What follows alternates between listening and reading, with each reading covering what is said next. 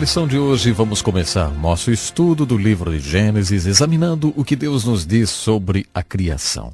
Portanto, muito bem-vindo a mais um programa Encontro com a Palavra. Estamos iniciando um estudo completo da Bíblia, de Gênesis ao Apocalipse, e fico muito feliz por você ter escolhido participar da lição de hoje. Afinal, estamos estudando o livro mais importante do mundo. Bem-vindo ao programa Encontro com a Palavra de hoje. A palavra Gênesis, o nome do primeiro livro da Bíblia, significa algo como Gênese, ou o início. Como dissemos em nossa última lição, este livro não foi escrito somente para revelar como as coisas vieram a existir. Afinal, Deus não nos deve explicações. Esse livro nos fala da origem das coisas porque Deus quer que a gente entenda como tudo começou. Isso também vale para todos os assuntos que vamos estudar no livro de Gênesis. E, claro, Deus está nos revelando alguma coisa sobre a criação. No primeiro capítulo de Gênesis temos essas palavras. No princípio, Deus criou os céus e a terra. A terra, porém, estava sem forma e vazia. Havia trevas sobre a face do abismo e o Espírito de Deus pairava sobre as águas. Disse também Deus: povoem-se as águas de enxames de seres viventes, e voem as aves sobre a terra, sobre o firmamento dos céus. Criou, pois, Deus os grandes animais marinhos e todos os seres viventes que rastejam, os quais povoaram as águas, segundo as suas espécies. E todas as aves segundo as suas espécies também. E viu Deus que isso era bom. Também disse Deus: façamos o homem à nossa imagem, conforme a nossa semelhança. Tenha ele domínio sobre os peixes do mar, sobre as aves dos céus, sobre os animais domésticos, sobre toda a terra e sobre todos os répteis que rastejam pela terra. Criou Deus, pois, o homem à sua imagem. A imagem de Deus o criou. Homem e mulher os criou. E Deus os abençoou e lhes disse: sede fecundos, multiplicai-vos e enchei a terra. Viu Deus tudo quanto fizera, e eis que era muito bom. Esse assunto da criação é o assunto mais popular dentro do livro de Gênesis. Se você participar de uma discussão sobre religião numa universidade, parece que a Bíblia não fala de outra coisa que não seja a criação. A criação é o que mais os universitários gostam de discutir quando se trata de religião. Existem dois pensamentos extremos quando o assunto é a criação. Primeiro, temos a posição do cientista que diz que a criação, como foi narrada no livro de Gênesis, não é cientificamente confiável. Por isso, ele rejeita a Bíblia como palavra inspirada de Deus.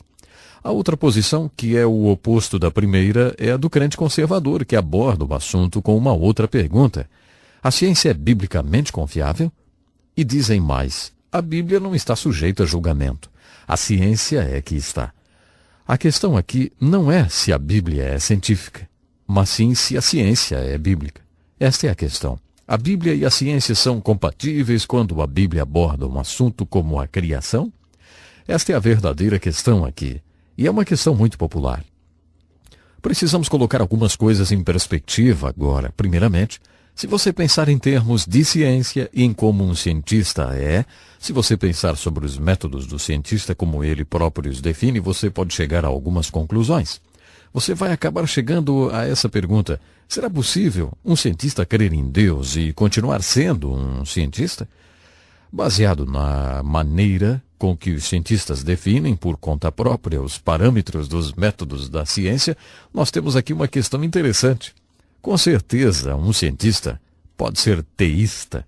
Muitos cientistas são teístas devotados. Mas baseado na definição que eles próprios têm do método científico, parece que quando um cientista é teísta, ele não está sendo científico ou não está sendo teísta quando é cientista.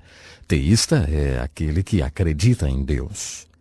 Os cientistas lidam com dados ou fenômenos que podem ser observados. Eles lidam com dados que podem ser estudados objetivamente. Baseados nas observações desses dados, eles fazem experimentos. Em seguida, eles tiram conclusões e fazem aplicações. É isso que significa ser científico e utilizar métodos científicos. Há um senso comum, novamente, de que quando um cientista expressa a fé, ele não está sendo científico. A Escritura diz em Hebreus, capítulo 11, verso 6, sem fé é impossível agradar a Deus, porquanto é necessário que aquele que se aproxima de Deus creia que Ele existe. Esse verso não diz que, a menos que você seja um cientista, você não poderá agradar a Deus. e nem que você só pode se aproximar de Deus se você for um cientista. Deus não tem um plano especial de salvação para cientistas. Os cientistas têm de chegar a Deus do mesmo jeito que todo mundo tem, pela fé. E a fé que nos leva a Deus e torna possível, então, que venhamos ter uma vida que agrade a Deus. A fé é um dom de Deus. Novamente, deixa eu dizer o seguinte, baseado na maneira com que alguns cientistas escrevem o funcionamento dos métodos científicos, quando o cientista recebe o dom da fé, como qualquer outra pessoa, quando ele crê no sobrenatural, quando ele chega a conhecer a Deus e viver uma vida que agrade a Deus, quando ele chega a isso, ele não está sendo científico, literalmente falando. Veja, Deus é um espírito, e aqueles que o adoram e chegam a conhecê-lo, conhecem e adoram a Deus na dimensão espiritual da vida. Esse não é o método da ciência. Resumindo, quando abordamos o assunto da criação através de um ato direto de Deus, quando falamos sobre o assunto Deus, quando mencionamos o sobrenatural, a revelação e o milagroso, não estamos no campo da ciência. Qualquer cientista pode lhe confirmar isso. Considerando tudo isso, eu gostaria de traçar alguns paralelos. Acho que existem alguns paralelos muito interessantes entre o que o Gênesis diz sobre a criação e a origem de tudo e o que muitos cientistas acreditam sobre a origem de todas as coisas. Eu creio que há vários paralelos aqui e ali e muitas diferenças agudas. Baseado na nossa introdução à Bíblia, para ler sobre a criação, devemos agir como agiríamos para ler todos os capítulos da Bíblia, fazendo as seguintes perguntas. O que está escrito? O que quer dizer? E o que significa para mim? Ao responder à primeira pergunta, o que está escrito sobre a criação, uma das palavras que você deve estudar e observar cuidadosamente é a palavra traduzida como criar ou criou. Essa é a palavra hebraica bara. E essa palavra bara, a palavra usada para criar, só é encontrada 3 vezes nesse relato da criação. No princípio Deus criou, e depois na água ele cria, e depois ele cria o homem. No princípio houve um ato de bara, ou criação, e como resultado desse primeiro ato de criação tivemos o firmamento, que significa o universo e a terra. Essa terra tem o poder de produzir toda a vida vegetal. Tudo o que veio depois foi um resultado daquele primeiro ato de criação, ou bara. O segundo ato de criação acontece na água e é encontrado no verso 21 do capítulo 1 de Gênesis. O resultado desse segundo ato de criação é a vida animal. Depois veio o terceiro ato de criação que trouxe as pessoas à terra. Mas vamos observar um detalhe. Entre esses 3 atos de bara, ou criação, o relato do Gênesis sobre a criação usa palavras que realmente poderiam ser descritas como desenvolvimento e mudança. Está escrito, no princípio Deus criou os céus e a terra. Quando ele criou os céus e a terra, eles não tinham forma, eram vazios, eram úmidos, escuros e profundos. No segundo verso do relato da criação, Gênesis capítulo 1, lemos que o Espírito de Deus começou a se mover por sobre essa criação. Agora, entre os versos 1 e 2 do primeiro capítulo de Gênesis, muitas pessoas injetam uma teoria. É a chamada teoria da catástrofe. Eles dizem que alguma coisa aconteceu após o verso 1, que destruiu completamente a primeira criação, por isso Deus teve de fazer outra criação. Eles acham que Deus não poderia criar uma coisa que fosse sem forma e vazia, úmida, escura e profunda. Nesse ponto é preciso uma certa prática como estudioso da Bíblia. Faça-se a seguinte pergunta. O que está escrito? Francamente, não está escrito que houve uma catástrofe. E também não diz que algo aconteceu com aquela criação que a deixou sem forma e vazia. Diz ali que ela era sem forma e vazia. Era um caos, como dizem os teólogos. E diz ali, e isso realmente está escrito, que o Espírito de Deus começou a se mover sobre essa criação e a desenvolvê-la, e a manipulá-la e a transformá-la. Em Gênesis 1, entre os versos 1 e 21, lemos palavras como dividida, reunida e apareça. Por exemplo, lá diz que a terra seca apareceu.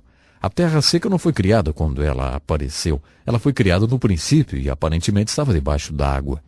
Em um certo momento, quando Deus dividiu as águas das águas, a terra seca apareceu. É interessante que os cientistas como paleontólogos e geólogos têm certeza que a terra inteira esteve debaixo d'água. E é interessante como a ciência faz um paralelo, neste ponto, com o relato do Gênesis. A palavra bara, ou criar, significa fazer alguma coisa a partir do nada. Não havia absolutamente nada, então Deus fez esse bara. Essas palavras em Gênesis, depois do verso 1 até o verso 21, são palavras que significam isso, mudar a forma daquilo que já existe. Isso não é criação, de acordo com a palavra hebraica bara. O primeiro ato de criação, apesar de ter produzido o universo, a terra e toda a vida vegetal, não produziu vida animal. Portanto, foi necessário outro ato de bara na água. Novamente, os cientistas parecem ter muita certeza de que a vida animal começou na água. E é isso que o relato de Gênesis diz, exatamente. Tinha de haver um terceiro ato separado da criação. Tem de haver um terceiro ato de bara, porque a vida animal não originou a vida humana. Quando chegamos aos versos 26 e 27, lemos sobre a terceira vez que Deus criou. O resultado desse terceiro ato de criação foi o homem. Quando estudamos seriamente o relato de Gênesis sobre a criação verso por verso, e então consideramos a tese do evolucionista ateu, notamos que o relato de Gênesis preenche 3 lacunas da teoria da evolução. Por 3 vezes o relato de Gênesis diz, Deus criou. Nesses 3 lugares em que o Gênesis nos diz que Deus criou, o evolucionista ateu luta para apresentar respostas às suas 3 lacunas vazias. Leia o primeiro capítulo de Gênesis e observe cuidadosamente a história da criação. Deus criou, e Ele ainda pode criar hoje. Ele quer criar em você um coração novo. Se você está acompanhando o programa, achou tudo muito interessante, mas acha que se você morresse hoje não iria para junto de Deus, porque Ele ainda não criou um coração novo em você, sabe, eu quero lhe convidar para que você fale com Deus agora.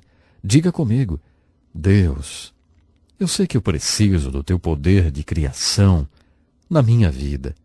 Deus, Criador do céu e da terra, eu quero te conhecer. Eu quero que seja criado em mim um novo coração. Me ajude, Deus, me ajude a seguir o teu caminho. Se você fez essa oração, entre em contato conosco hoje mesmo. Queremos mostrar como você pode conhecer o Criador do universo, como seu Pai celestial. Nós temos um folheto muito especial para você. Entre em contato conosco. O endereço é anunciado daqui a pouco. Até o nosso próximo programa.